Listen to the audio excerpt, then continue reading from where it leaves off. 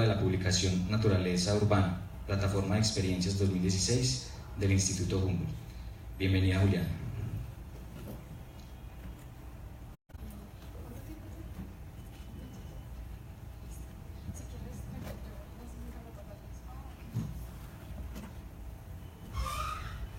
Bueno, buenas tardes, muchas gracias por asistir, sobre todo que sabemos que este horario es un poco difícil.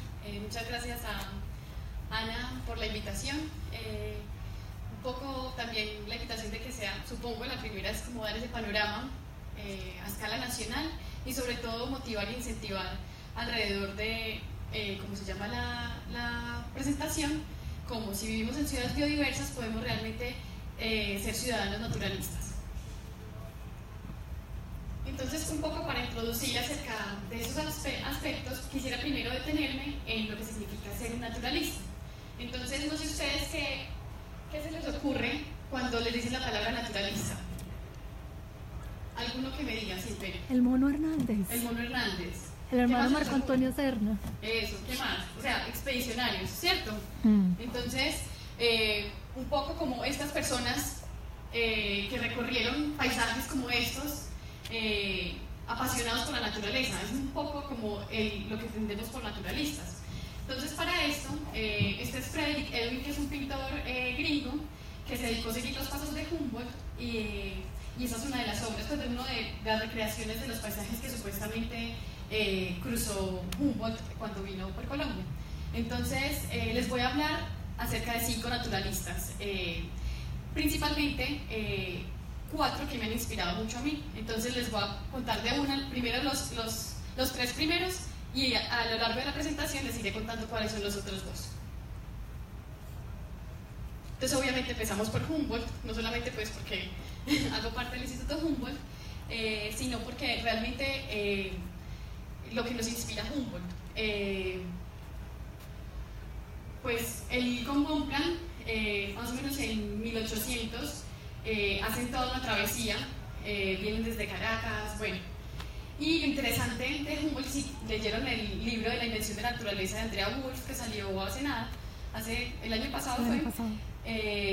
Lo interesante, digamos, como lo motivacional para mí, es él cómo lograba conectar diferentes paisajes, diferentes lugares, diferentes especies, y cómo ese impulso que él tenía de esa curiosidad por la vida, ¿cierto? Como qué es lo que realmente les da la vida a las especies. Él decide explorar y sobre todo como ser muy autodidacta, conocer. A los 22 años, por ejemplo, él ya era superintendente de minas, 22 años. Entonces, él de verdad era un requete apasionado y sobre todo era muy autodidacta. Entonces, ese es como el primer naturalista y sobre todo también quería mostrarles este mapa.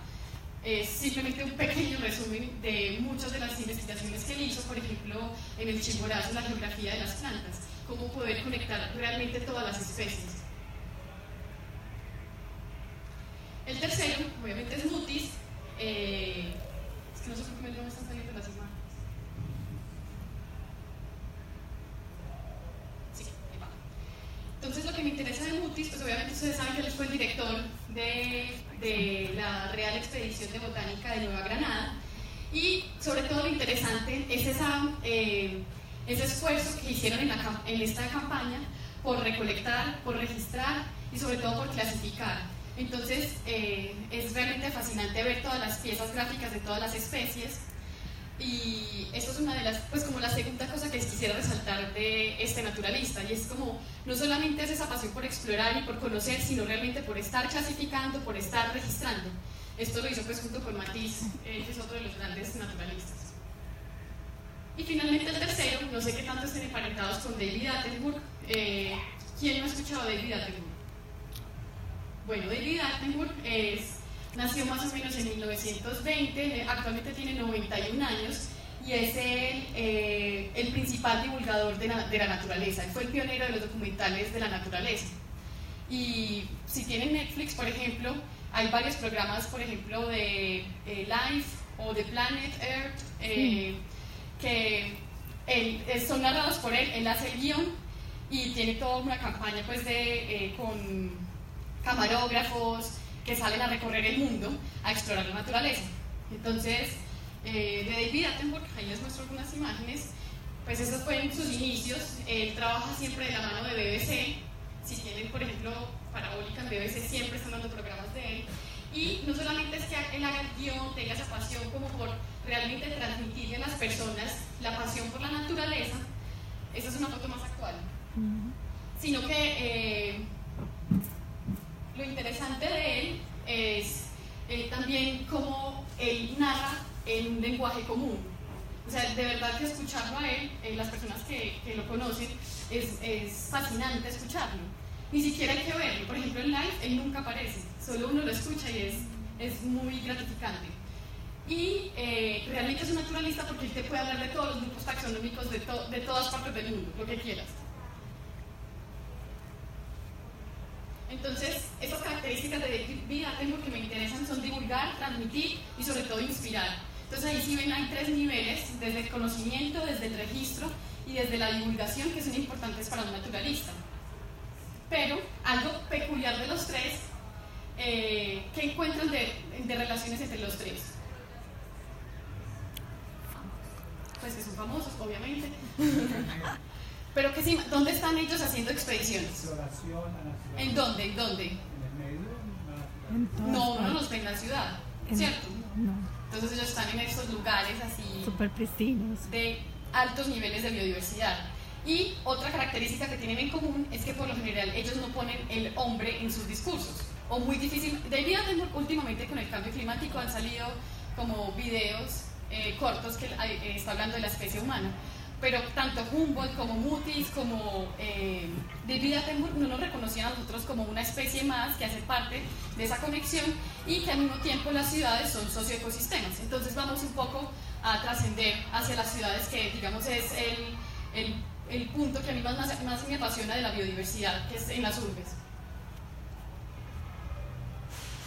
Entonces, un poco para cerrar esa idea del naturalista, el naturalista es esa persona que colecciona, que registra, que calcula, que observa, que explora, que recorre, que dibuja, que escucha, pero sobre todo que es ese curioso de la historia natural. Entonces, básicamente, los puntos que están en colores es donde ellos han hecho expediciones o han cruzado, ¿cierto? Entonces, para que entiendan un poco cuál era la pasión que a ellos los motivaba, como esos lugares prístinos, esos lugares selváticos, donde hay muchísima diversidad.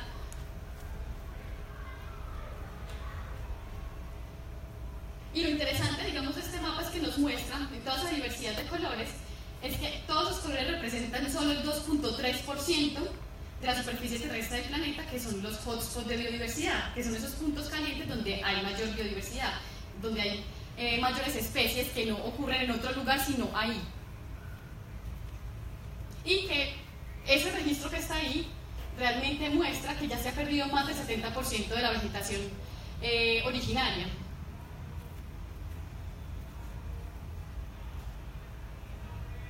Bueno, aquí me quiero detener un poco en que de todos los lugares con mayor biodiversidad del planeta Tierra, 5 están en América Latina: Brasil, Colombia, Ecuador, México y Perú, y que la gran mayoría comparten la cordillera de los Andes, que es uno de los lugares con mayor biodiversidad del planeta.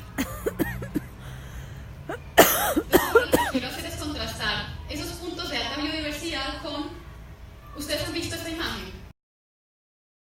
De donde hay aglomeraciones humanas y que se mide a través de la iluminación.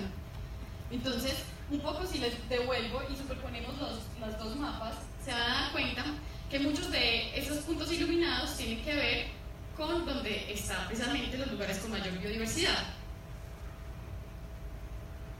Y esos paisajes urbanos representan del total de la superficie terrestre el 4%, solo el 4%. Entonces miren, ¿se acuerdan que de biodiversidad, de hotspots de biodiversidad son solo el 2.3%? Y las ciudades es solo el 4%, pero ese solo 4% implica una demanda de más del 75% de los recursos naturales.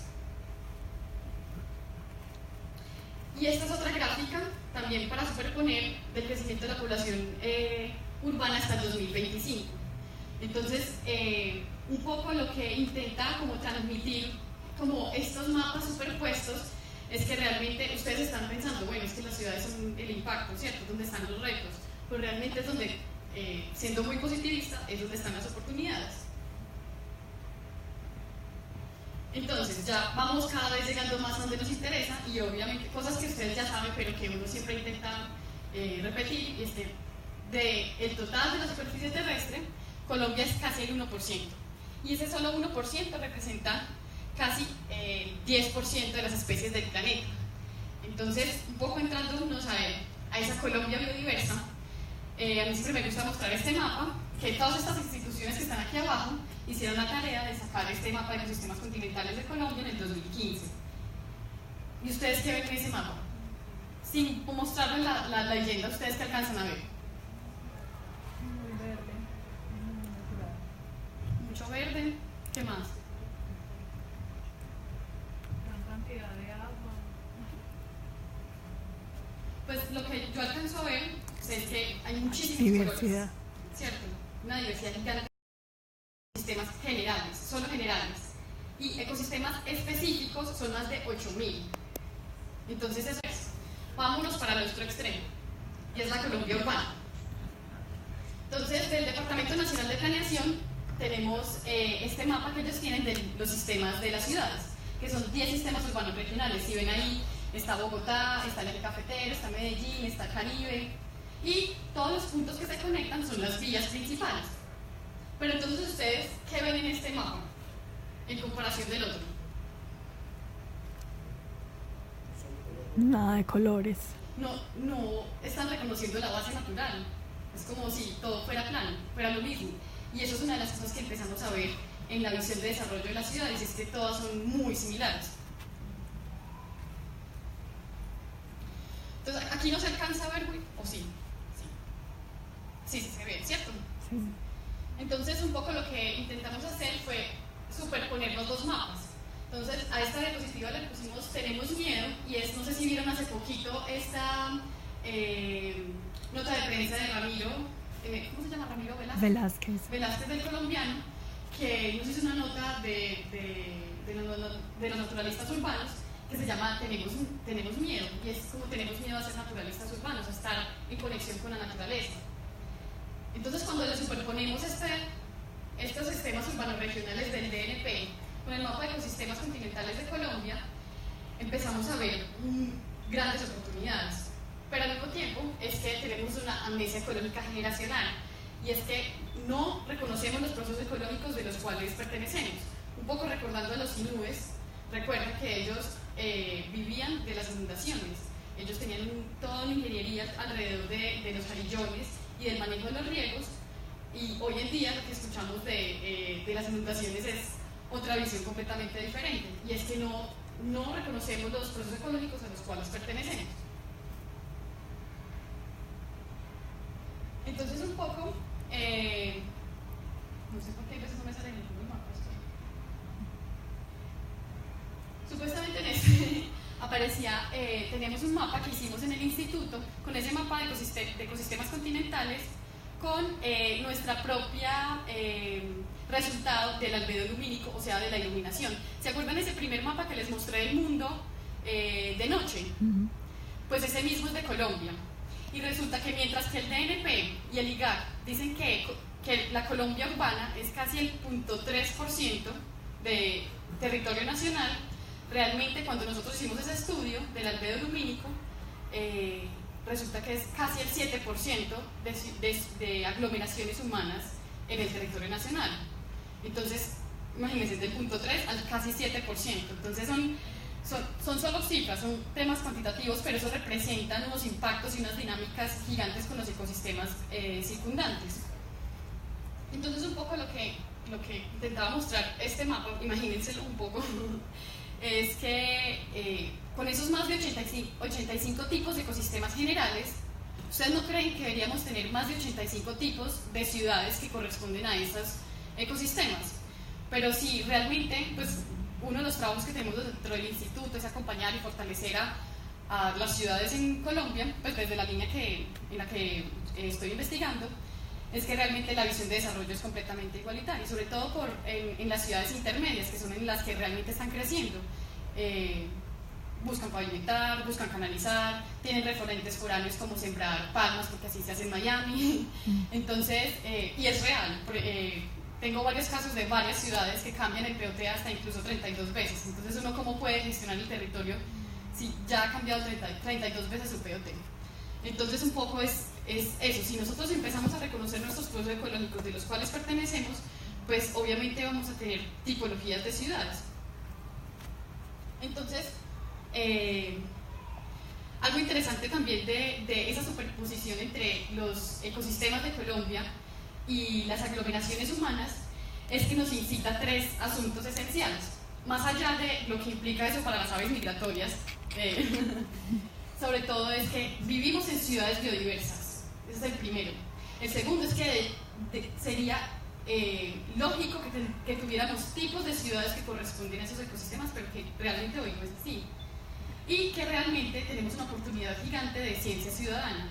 Y es que si estamos en un mundo que se está urbanizando cada vez más, si vivimos en ciudades biodiversas, pues hay una oportunidad gigante de la sociedad civil para poder reconocer esos procesos ecológicos. Entonces ahí ya me voy a extender realmente a lo que nos interesa de la ciudadanía naturalista.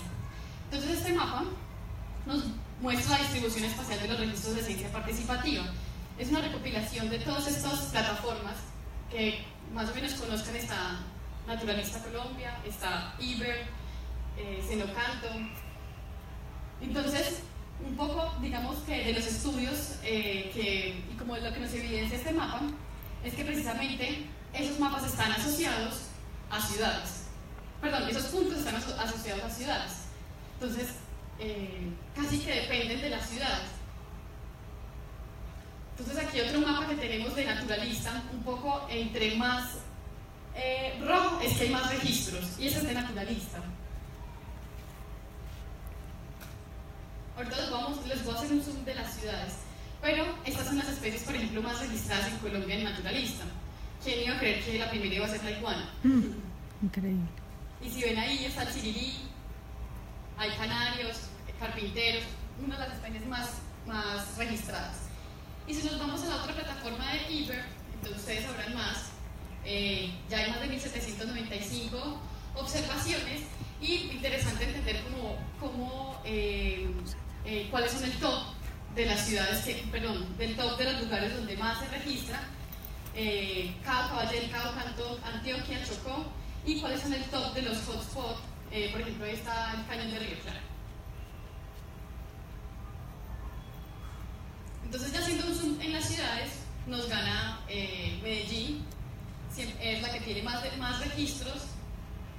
Le sigue Bogotá, luego Cali, Manizales, Cartagena, Bucaramanga es el número 13 y Barranquilla es la número 25, que ya realmente terminan siendo muy pocos ya los registros. Pero es interesante entender cómo hay muchos proyectos de... Ana, ¿preguntas al final o ya? Como quieras. Puede ser entonces al final. ¿Este mapa es de todas las plataformas mezcladas o solamente De las plataformas mezcladas. Tiene sentido. Bueno, y ustedes, ¿cuál creen que es el grupo taxonómico más registrado? Aves. ¿Y cuál creen que es la especie más registrada en ciudades? Yo ya sé. ¿Cuál creen?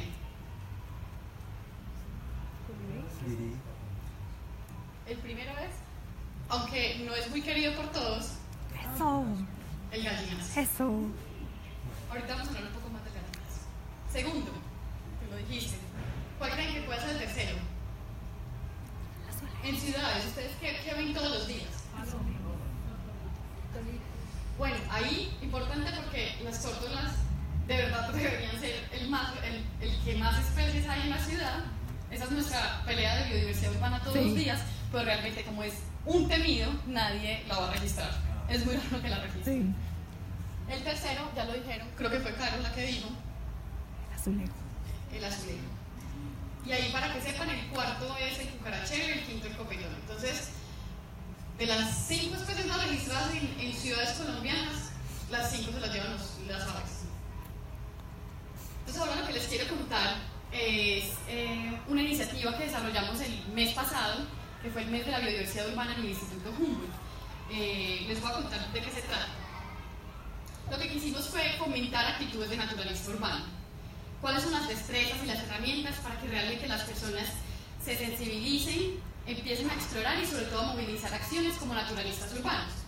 Entonces hay 3 niveles, voy a pasar rápido para que no se me duela. El primero es el cotidiano y es esa palabra, no sé si la han escuchado, de biofilia, y es como realmente estar en conexión, reconocer esa conexión vital que tenemos con el territorio. Entonces simplemente de la casa al trabajo, de la casa donde un familiar, empezamos a sensibilizarnos alrededor de la naturaleza cotidiana. El segundo es el comunitario y es esa idea de ya empezar a hablar, por ejemplo, con los vecinos y explorar. Y el tercero es el colectivo y es cuando ya comienzo a movilizar acciones. Entonces les voy a contar cómo en estos 3 niveles vivimos diferentes campañas en el instituto.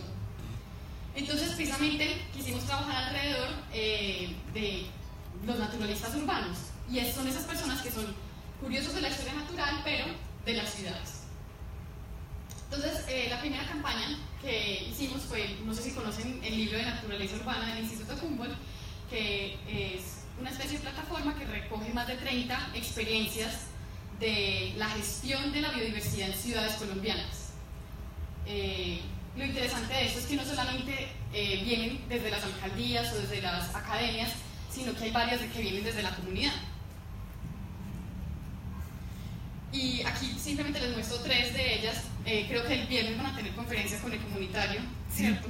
Y hoy Juan Caicedo, que es el autor principal de esta experiencia, que es en el Parque Virrey, logra ayudar a los vecinos del Virrey a planear los jardines atendiendo los polinizadores. No solamente aves y mariposas, que son los queridos, sino también polillas, abejas, murciélagos, que las viejitas pinchadas del Virrey obviamente les cuesta entender, pero lo han logrado.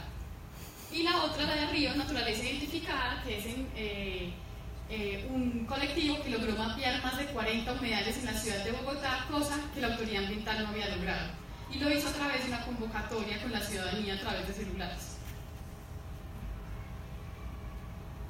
La segunda campaña que hicimos en el instituto fue Cómo ser un naturalista urbano. Fue una cosa más de sensibilización de cómo un naturalista urbano puede ser alguien que tiene un jardín, que tiene una planta y que la cuida, una maceta. Es una persona que registra sus hallazgos, que reconoce el canto de las aves, que dibuja, que está todo el tiempo escribiendo y dibujando lo que ve de la naturaleza urbana, que encuentra naturaleza en todas partes y que arma planes con la familia, hace paseos para ir a ver la naturaleza en la ciudad, al parque.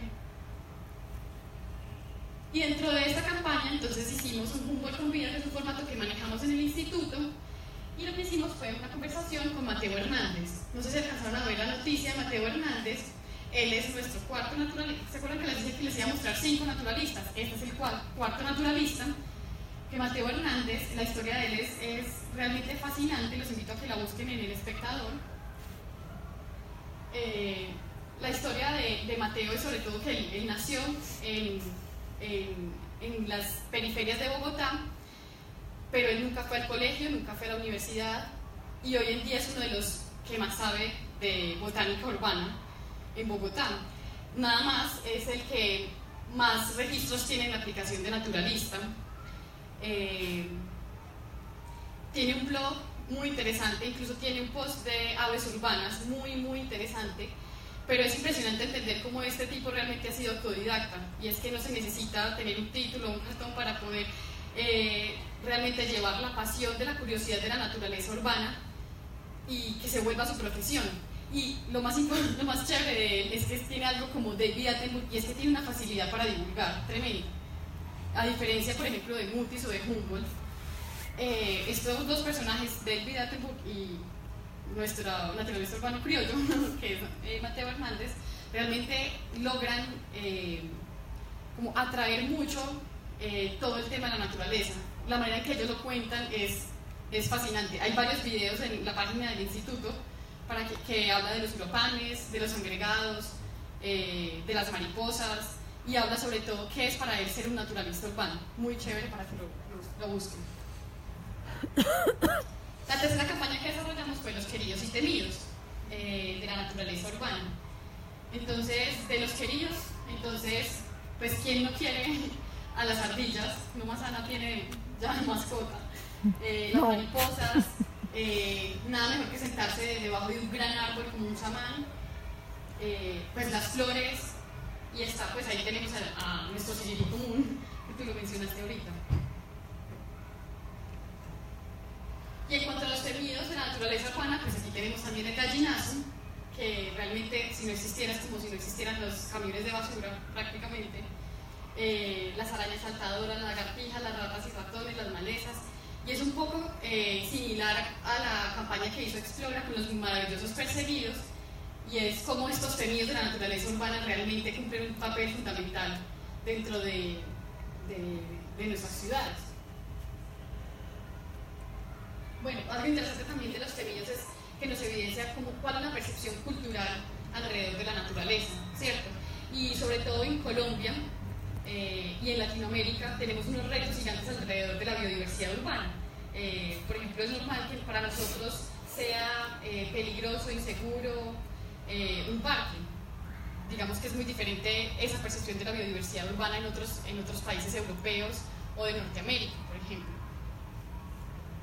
La cuarta campaña que desarrollamos fue alrededor de cómo llevar a los naturalistas urbanos a la práctica, a través de la aplicación que nosotros promovemos, que es esta plataforma de naturalista urbano, que no solamente, de Naturalista Colombia, no solamente es aplicación, sino que es plataforma.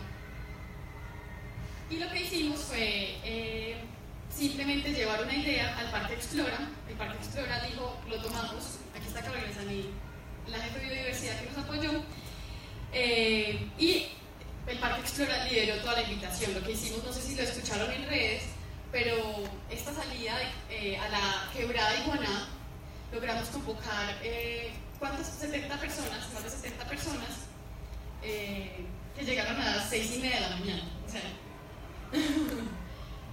aquí estamos, la gran mayoría de ellos fueron 5 grupos, 2 de plantas, liderados por el Jardín Botánico, Norberto, Ana Benavides y Álvaro Cogollo. También estuvo en el otro grupo Dino, del CES, otro grupo de mamíferos, de Carlos Delgado, que tiene el colectivo de Aburra Natural. Estuvo Insectos de la Universidad del CES con Juliana Cardona, y me falta uno. Aves. Que quien lo lideró aquí está presente. Entonces los invito también a ver la nota de prensa que sacó Explora, está en la página, lo pueden encontrar, y un poco muestra pues como cuáles fueron los resultados, pero sobre todo cómo queremos seguir haciendo esto. 130 observaciones, 87 especies en 3 horas en la mañana en la quebrada de Iguaná, un lugar tan supremamente nostálgico para la ciudad, con unas desigualdades sociales y económicas gigantes. Y finalmente terminamos con un conversatorio con Brigitte, una ciencia en bicicleta, en donde una de las, pues como de los recuerdos que más tengo es como ella hablaba alrededor de las ciudades como lo más natural, que no hay nada más natural que una ciudad. No sé si lo alcanzaron a ver, está montado ya en la plataforma de Explora. Entonces ya para terminar, no sé cómo esté de tiempo, pero un poco con esta idea de que vivimos en ciudades biodiversas y que podemos empezar a desarrollar habilidades de naturalistas urbanos, pues que ya estén aquí es porque tienen un interés alrededor, pero que entender que eso pasa también en las ciudades es que con todas las presiones, con toda la contaminación que hay, aún así encontramos biodiversidad. Esta es una imagen que utilizó el New York Times para hablar de cómo si el cambio climático, que es un proceso sobre todo pedagógico que se está dando la batalla, si a través del cambio climático la gente se está interesando más por la naturaleza. Entonces, por ejemplo, acciones como las que está haciendo la Sociedad Pequeña de Ornitología con este Festival de las Aves o la Red Nacional de Observadores de Aves, realmente es muy apasionante poco a poco ir entendiendo los procesos ecológicos en nuestra cotidianidad. Si ahorita salen de Explora y empiezan simplemente a ver qué árboles están recorriendo y que no saben el nombre, ya estas aplicaciones nos pueden ayudar, nos pueden recomendar qué especies pueden ser. Y solo con saber el nombre de una especie, ya eso nos abre un mundo de posibilidades. Con ese nombre ya podemos intentar encontrar quién come, quién duerme, con quién interactúo, un montón de interacciones que pasan en las ciudades. Entonces ya con eso quería terminar. No sé si tienen alguna pregunta.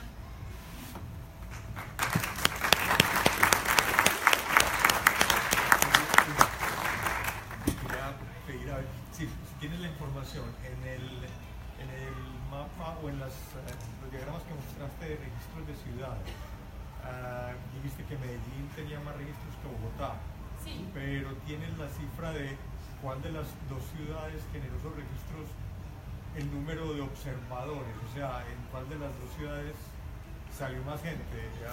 En Medellín fue una sola persona. Claro, porque ¿no? puede ser, lo tengo en tablas de Excel, Sí. te lo puedo mostrar, pero obviamente no me lo sé de memoria. Sí. Pero sí, claro que es una... Que me parece muy interesante no solamente saber quién tiene más registros, Claro. quién tiene más gente, Más que va- participantes, claro. más participantes. Sí, no, fundamental. Están haciendo en combinación con Grupo del Parque Explora, han servido de algo o si son escuchados por las entes gubernamentales para, por ejemplo, los casos de conflicto que se han presentado en la asomadera con la tala de 200 árboles en la asomadera, por ejemplo en Bogotá lo que pasa con el bosque de Bavaria. O sea, estos movimientos sí sirven para que el gobierno los escuche y piense en otras medidas o sugerencias al respecto de estos movimientos urbanísticos. Sí, sobre todo hay unos casos que son muy mediáticos. Por ejemplo, en Bogotá tenemos el de la Tomás Valdejamen y el del Parque Bavaria, y aquí en Medellín el de la Asomadera y de la Luna del Verde, por ejemplo. Y un poco lo que evidencia eso es la vedovía. Como poco a poco personas que están sensibilizadas con el tema, digamos que comienzan a proteger o a hacer protestas acerca de su visión de la naturaleza en las ciudades. Se supone que gracias a esas protestas, esas vedurías, les hacen derechos de petición a las entidades territoriales y las autoridades ambientales. No más esta semana nos llegó a la línea urbana del Instituto del Parque Bavaria si teníamos recursos, información biológica acerca del Parque Bavaria, y lo mismo nos ha pasado con la Tomás Valdejamen. Y he escuchado aquí varios grupos de investigación que les ha pasado lo mismo, por ejemplo, con el túnel verde, y eso pone en una situación coyuntural las entidades territoriales y les tienen que responder, y de alguna manera no ha pasado el proyecto inicial, pues porque se ha detenido gracias a eso.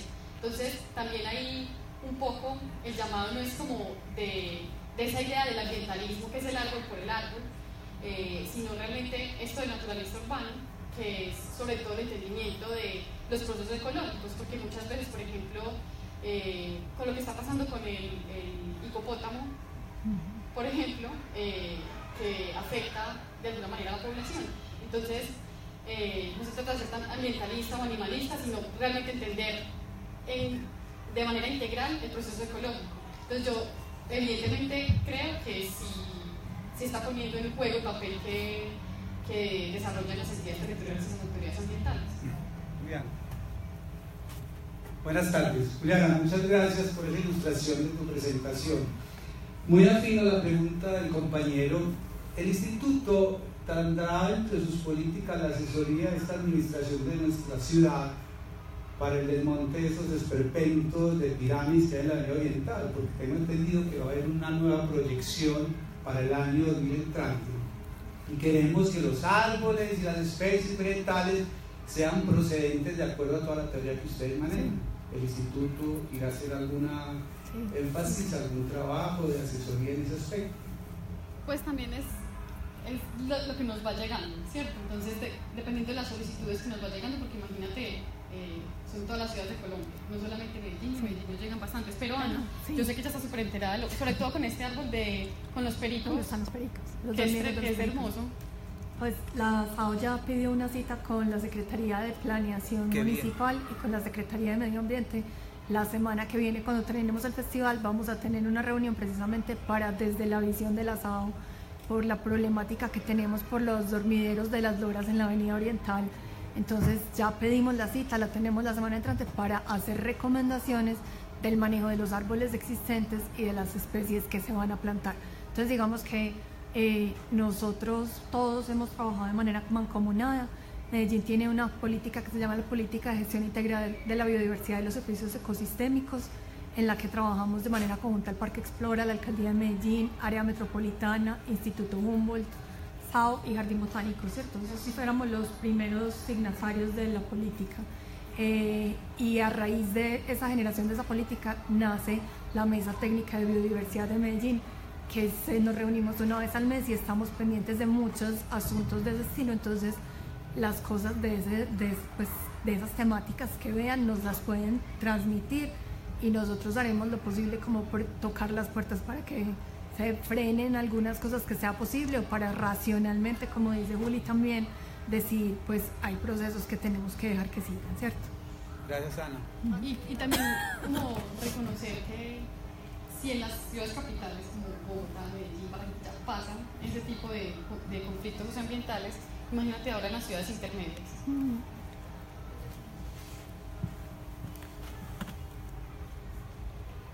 Bueno, muchas gracias por la presentación. Quería preguntarles a Ana y a ti que pues ahora en Medellín se viene hablando mucho de los corredores verdes, que se va a empezar con la ambiental, es un proyecto muy bueno, pero yo veo que hay una problemática muy grande, supongo que también en otras ciudades, con las especies domésticas, sobre todo pues, con los perros y los gatos.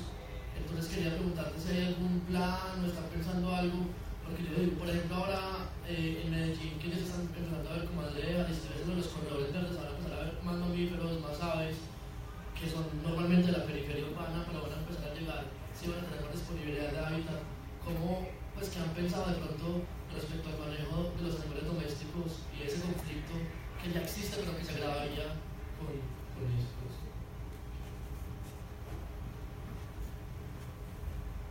Dentro de las herramientas que impulsamos dentro del Instituto de Herramientas de Biodiversidad para incorporar dentro de los instrumentos de planeación, hay desde áreas protegidas urbanas, estructura ecológica urbana, infraestructura verde y le sigue hasta separadores verdes, muros verdes, techos verdes, jardines. Y dentro de toda esa gama que cumple desde una función ecológica más alta, por ejemplo en áreas protegidas urbanas, hasta una función más social, como en antejardines, en macetas, en techos, en muros verdes o huertas urbanas, lo ideal es promover una función, que exista una multifuncionalidad. Y es que en las ciudades, una de las cosas más interesantes y que incluso lo veíamos en el conversatorio con Brigitte, es que de las grandes oportunidades que ofrecen las ciudades es que realmente son como mosaicos de hábitats que te ofrecen una variedad de nichos. Y realmente lo chévere, por ejemplo, de referentes que tenemos de parques o de corredores biológicos, es cómo ellos pueden considerar realmente toda esa gama desde la función ecológica hasta la función social. Entonces es interesante que existan espacios para los perros, que existan espacios para juegos de niños, pero también es muy importante que exista espacio para las otras especies de fauna y flora. Pero un plan específicamente, como nosotros tenemos esto a nivel nacional, no tenemos un plan específico, tenemos de distintas horas. No sé si alguien más tiene para responder a esta pregunta más específica. Yo sé que el municipio de Envigado estaba pensando como en unos temas más de sensibilización con dueños de las fincas, por ejemplo, en las áreas periurbanas, por el tema de la problemática de los perros, ni siquiera ferales, sino los perros de las parcelaciones que salen en las noches. Entonces, digamos que es algo en lo que hay conciencia de que hay una problemática muy fuerte, pero también hay unos bloqueos muy difíciles de superar, y son los grupos de animalistas que a veces no comprenden que los procesos ecológicos, pues desde nuestro punto de vista al menos, deberían tener prelación sobre pues el bienestar de un perro, pues que esté libre caminando por el jardín, comiéndose la comadreja, comiéndose la chucha, o ni comiéndosela, simplemente atacándola pues y matándola. Pensamos que es un proceso también, sí, hay ¿qué es lo que? Un moquillo creo que es lo que está matando muchos mamíferos en estado silvestre, de cuenta de la presencia de perros en espacios silvestres, perros y gatos. Entonces, digamos que en esto nos toca a todos ser, pues, súper buenos amigos, los animalistas, los ecologistas, los urbanistas, los naturalistas, todos, porque tenemos que entrar en un diálogo muy, muy serio en el que, pues, definamos bien entre todos cómo es que vamos a permitir que se sigan desarrollando las cosas y qué es lo que vamos a permitir que siga pasando. Ramón. Ay, sí. Ramón. Me quedé con una duda. Al principio hablaste de que para la cantidad de ecosistemas que en Colombia el mismo modelo, la misma propuesta es de ciudad urbana, pues es la misma. No existe una que tú mires así como con forma positiva, que digas esta está saliendo adelante, y a nivel mundial, en el cinturón tropical específicamente, Tailandia, Malasia, Vietnam, en alguna parte que tú mires y digas esta gente como que sí le está dando por el lado que es algo a lo que nosotros podemos mirar. Pues lo que decía es que no tenemos una visión de desarrollo, digamos a nivel de planeación de ciudades, que reconozca la biodiversidad como base para las decisiones urbanas. Normalmente llegan después o no se reconocen los procesos ecológicos integrales a los cuales pertenecemos, pero en el libro Naturaleza Urbana hay varias experiencias exitosas de ciudades colombianas que han logrado gestionar su biodiversidad, pero son casos puntuales. Por ejemplo, aquí en Medellín, el Jardín Botánico hizo una investigación de los árboles grandes y antiguos de la ciudad. Árboles grandes no quieren decir que sean antiguos ni antiguos que sean grandes, obviamente son los dos, pero como esos árboles grandes y antiguos, que representan solo el 1% del arbolado total de la ciudad, logra capturar más del 25% de dióxido de carbono. 25, solo ese 1%, más del 25%. Y ahí estoy hablando muy sesgadamente acerca de una función del árbol, porque el árbol además aporta un refugio para fauna y otra flora. Entonces existen varias propuestas interesantes dentro de las ciudades, pero no hay una visión de desarrollo que reconozca como base la biodiversidad para sus decisiones urbanas. Ese, digamos, es el mensaje. Y experiencias exitosas hay muchas, por ejemplo en Baltimore, en Estados Unidos, en Copenhague es muy chévere también. Existen varios, pero también es que ellos no tienen la complejidad que nosotros tenemos. Existen casos específicos, no sé si alguno tiene alguna que quiera aportar, pero se me ocurre en este momento, por ejemplo, es que hay casos especiales. Por ejemplo, en Río de Janeiro hay en una de las favelas más conflictivas de la ciudad, que es la favela de Vidigal, hace años en un botadero de basuras un vecino dice: no me aguanto más que la gente me tire hasta cadáveres de mascotas, entonces voy a hacer un proceso pedagógico con la comunidad, y poco a poco empezó a hacer trueque con sus vecinos. En vez de tirar escombros, basura, se los cambiaba por una planta, y poco a poco, como esa pequeña semilla se convirtió hoy en día, es uno de los parques que se llama el Parque de la Vida en Vidigal, que es muy interesante. Se volvieron a ver aves y monos que no se veían hace décadas. Incluso también ahí en Río de Janeiro está el Parque Tijuca, que es el parque nacional que está, pues que es, está dentro de la ciudad, y que antes era un sembrado de café. Entonces no es que el Parque Tijuca es hoy en día lo que fue desde el principio, no. O sea, antes era una plantación de café y lograron hacer temas de restauración. Entonces hay varios, pero son como pilotos. No reconozco uno que tenga una visión como integral, pero es que también tenemos no solamente tenemos una complejidad de diversidad de ecosistemas, de especies, de fauna y flora, sino que además tenemos unos retos gigantes compartidos, como temas de inequidad social, económica y ambiental, que también, digamos, que nos caracteriza en Latinoamérica, que también un poco nos desvía el interés de partir de la biodiversidad.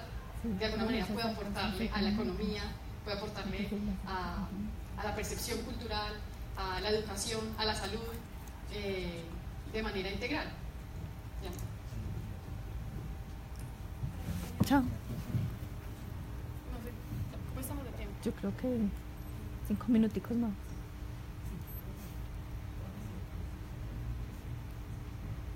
Bueno, buenas tardes. Teniendo en cuenta que el asunto de educación imparte desde la primera infancia en los niños de preescolares y de primaria, la SAO tiene actividades programadas para niños de educación preescolar, escolar y hasta secundaria a instituciones educativas públicas y privadas, que desde la primera infancia, pues desde la edad preescolar, escolar y secundaria, teniendo en cuenta pues que en esas edades es fundamental todos los procesos de educación y formación, y más que con los niños más pequeños existe esa sensibilización tan fuerte con relación a la naturaleza, a las aves, las ardillas, los animalitos.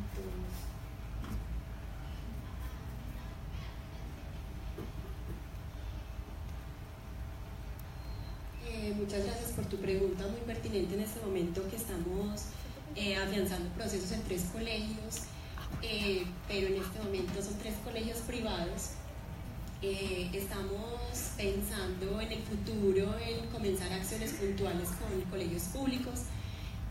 Aún estamos en proceso de planeación, pero muy pertinente tu pregunta. Mañana nosotros entonces los estamos invitando también al taller que hay con niños en el zoológico, en el parque zoológico, y era con inscripción previa, porque no podíamos pues como llenar. Y pues yo complemento la respuesta, y es primero explicando, la SAO es una organización sin ánimo de lucro, chiquita, entonces lo que hacemos, casi todo lo hacemos con las uñas, ¿cierto? Como dice Diana, efectivamente tenemos ya 3 grupos de observadores de aves en 3 colegios. Son colegios privados, sí, pero gracias a una publicación que sacó Robert en su periódico electrónico que se llama el Medellín Herald, conseguimos unas donaciones de unos binoculares, y la idea que vamos a hacer con esa donación es que la SAO está promoviendo que uno de esos colegios apoye con la SAO la creación de un grupo de observadores de aves, pero en un colegio público cercano a uno de los 3 colegios que nos están acompañando. Y adicionalmente, pues los invito a que ahorita se queden para un panel muy bonito que va a haber con niños y con los 3 profesores de los 3 colegios, y ellos nos van a contar sus experiencias. Entonces yo creo que, ¿cómo? Y hay un grupo de observadores de aves, también del municipio de México, que se ha estado apoyando. Ellos vienen mañana para el taller del zoológico. Es decir, sí hemos estado haciendo cosas. Lo que pasa es que nosotros no somos el Estado, que no los podemos sustituir, pero sí estamos también tocando las puertas como institución a los organismos del Estado para solicitar apoyo para que podamos expandir mucho más este tipo de acciones. Pero digamos que vamos de a poquitos. Alejo, ¿vas a contar algo tú? Sí, hago parte de uno de esos colegios.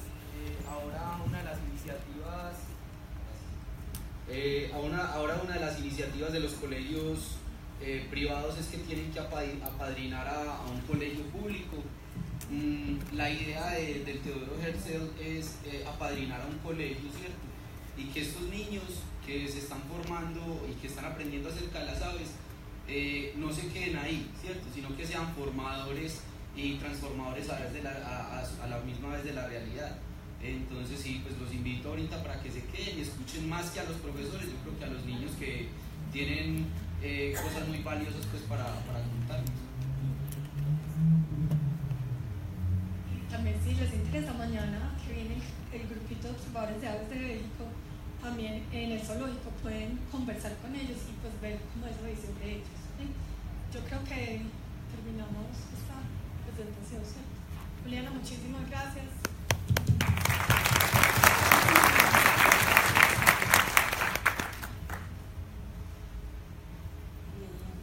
Entonces invitamos a la siguiente conferencia. Vamos a tener a Juan Fernando Acevedo, Juan Fernando es biólogo de la Universidad de Antioquia.